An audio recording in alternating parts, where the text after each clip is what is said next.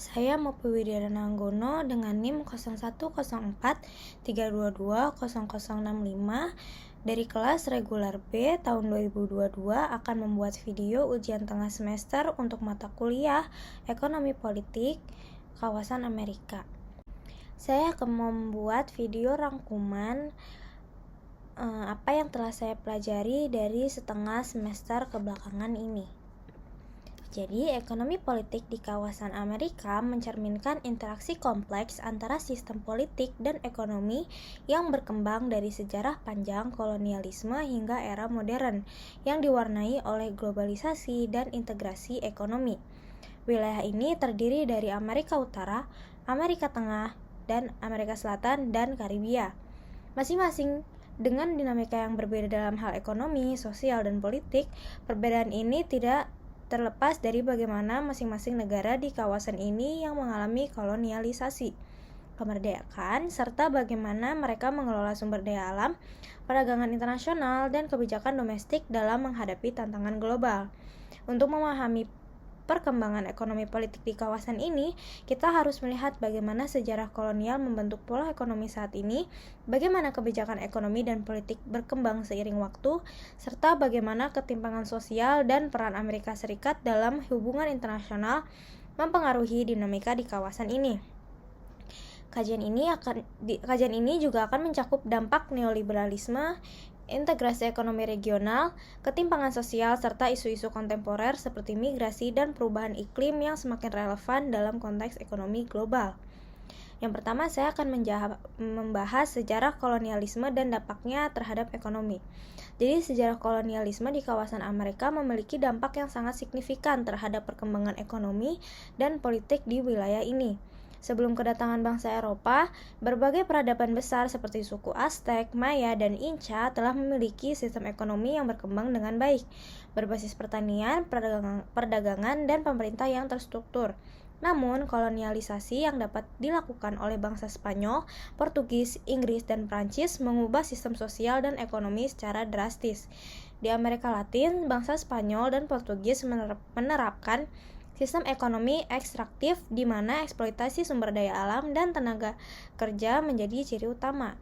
Tanah dikuasai oleh segelintir elit kolonial, sementara masyarakat pribumi dipaksa bekerja dalam sistem encomienda dan latifundia, yang menghasilkan ketimpangan sosial yang besar.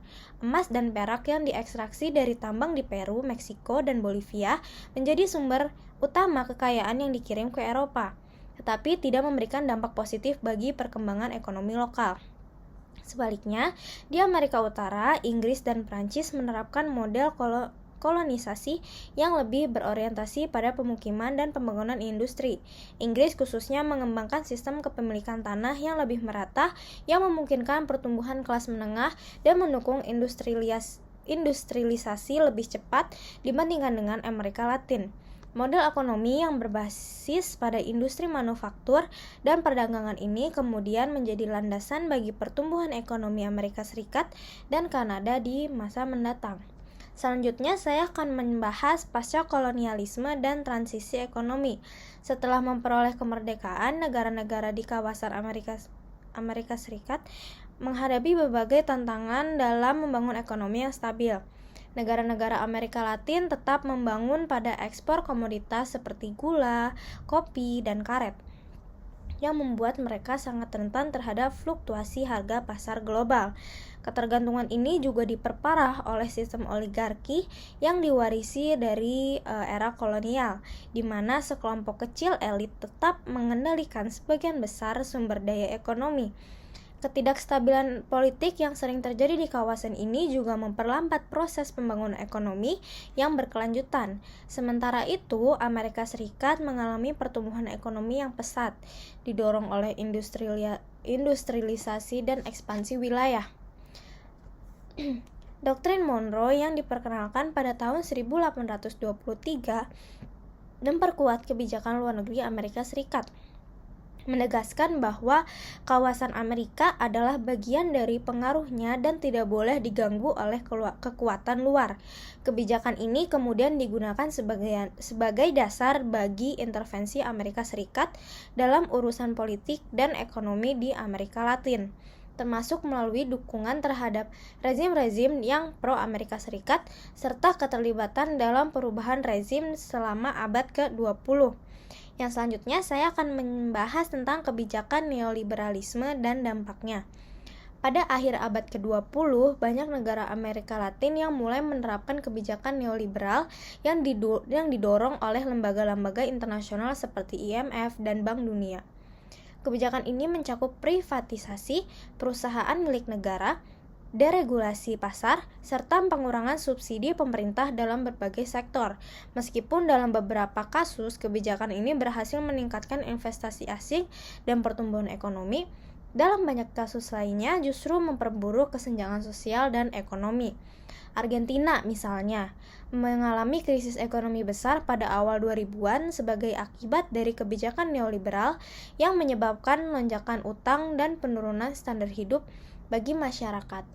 Sementara itu, negara seperti Chili mengalami pertumbuhan ekonomi yang signifikan berkat kebijakan pasar bebasnya, tetapi masih menghadapi tantangan dalam distribusi kekayaan yang lebih merata. Dampak negatif dari neoliberalisme juga terlihat dalam meningkatnya angka pengangguran dan melemahnya sektor industri dalam negeri di banyak negara Amerika Latin. Privatisasi perusahaan-perusahaan milik negara seringkali dilakukan tanpa pengawasan yang memadai, sehingga menguntungkan segelintir elit bisnis, sementara rakyat biasa harus menghadapi kenaikan harga barang dan jasa publik.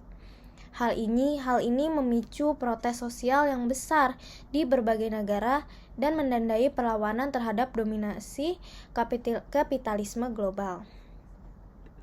Selanjutnya saya akan membahas perdagangan dan integrasi ekonomi. Selain itu, perdagangan dan integrasi ekonomi di kawasan Amerika juga memahami perkembangan pesat dalam beberapa dekade terakhir. Perjanjian perdagangan seperti NAFTA yang kemudian diperbarui menjadi USMCA telah meningkatkan hubungan ekonomi antara Amerika Serikat, Kanada, dan Meksiko. Perjanjian ini menciptakan pasar yang lebih terbuka di antara ketiga negara, dengan Meksiko yang menjadi pusat manufaktur untuk banyak perusahaan multinasional, terutama di sektor otomotif dan elektronik. Di Amerika Selatan, blok perdagangan seperti Mercosur dan Pacific Alliance bertujuan untuk meningkatkan integrasi ekonomi antar negara, meskipun menghadapi tantangan akibat perbedaan kebijakan ekonomi dan politik.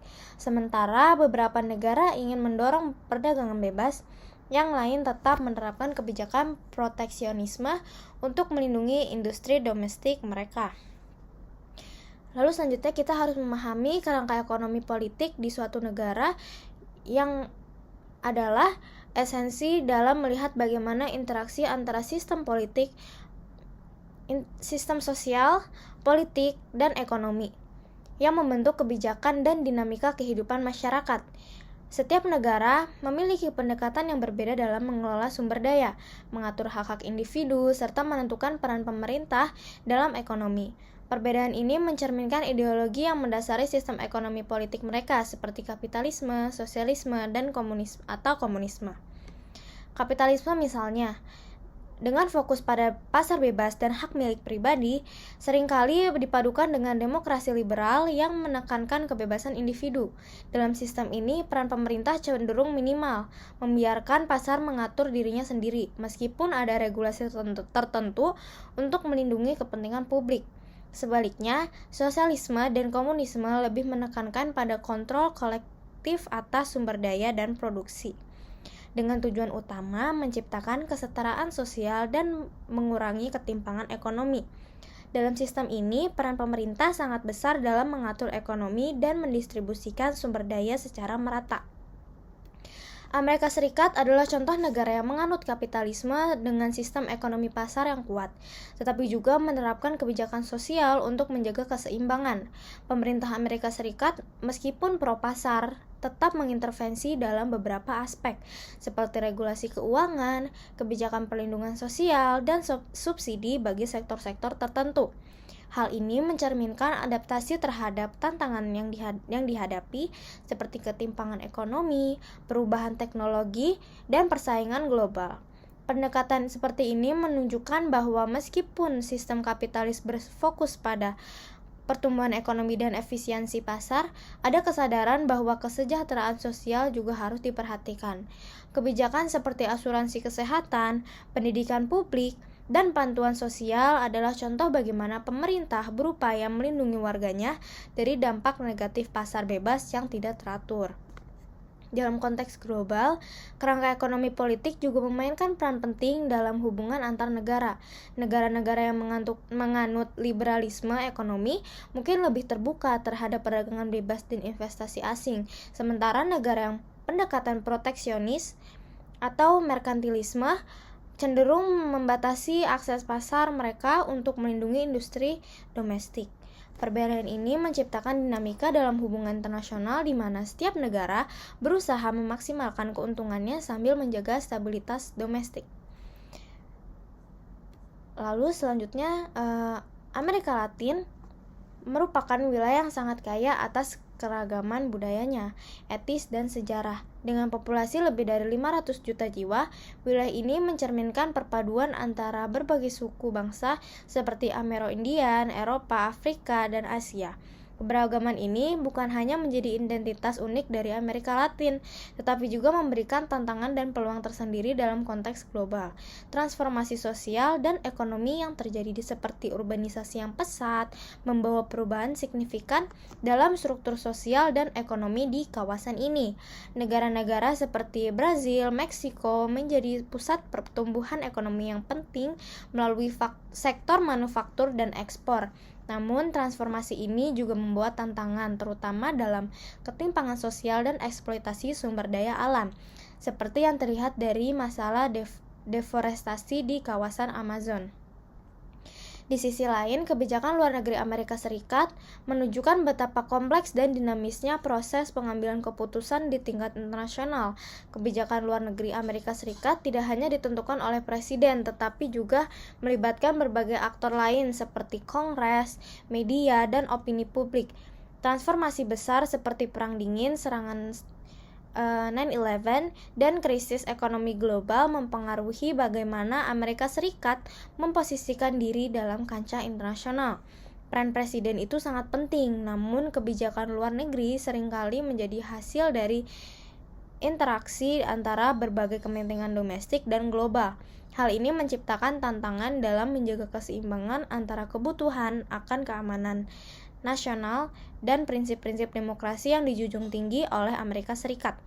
Dalam situasi tertentu, keamanan nasional memerlukan langkah-langkah yang cepat dan efisien, yang kadang-kadang bertentangan dengan nilai-nilai demokrasi seperti transparansi dan akuntabilitas.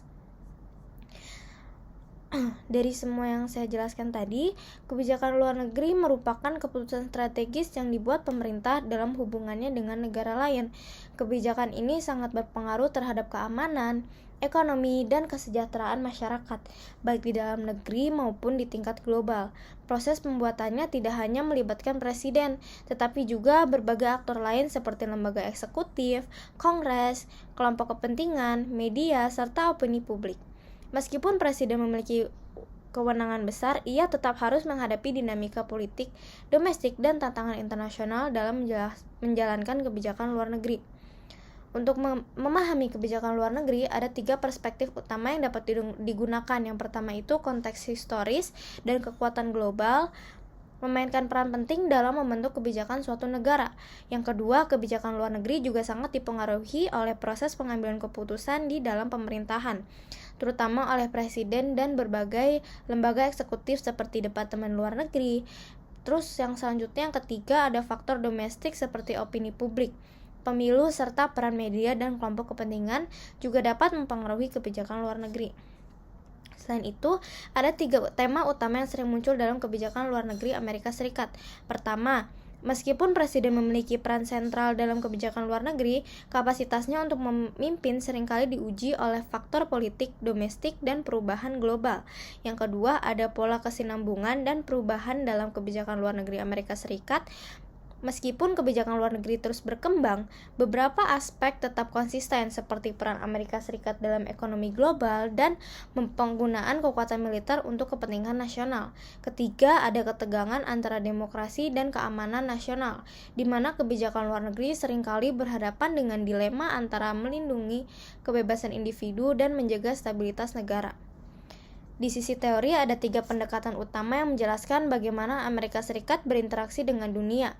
Yang pertama ada realisme yang menekankan bahwa kebijakan luar negeri Amerika Serikat didasarkan pada kepentingan nasional dan keseimbangan kekuatan dalam sistem internasional yang anarkis. Lalu selanjutnya ada liberalisme. Di sisi lain berargumen bahwa kerjasama internasional, institusi global, dan penyebaran demokrasi menjadi dasar kebijakan.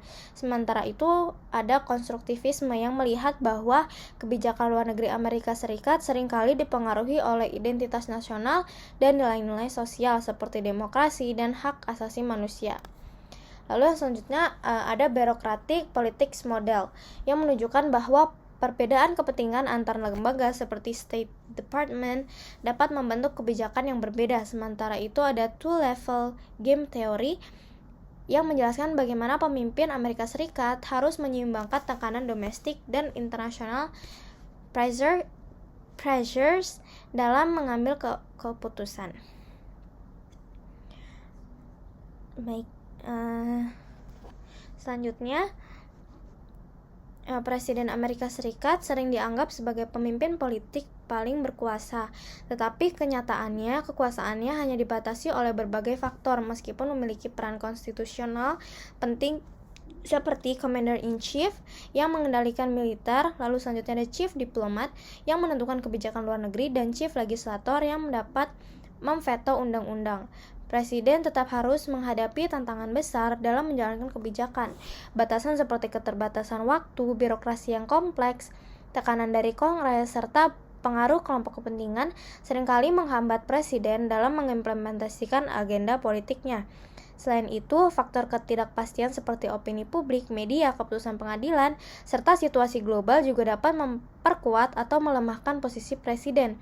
Kekuasaan presiden dapat dibedakan menjadi kekuasaan positif, yaitu kemampuan untuk memulai dan menjalankan kebijakan yang membutuhkan dukungan luas, serta kekuasaan negatif, yaitu kemampuan untuk menghambat kebijakan pihak lain, seperti dengan menggunakan hak veto yang umumnya lebih mudah dilakukan dalam kebijakan luar negeri.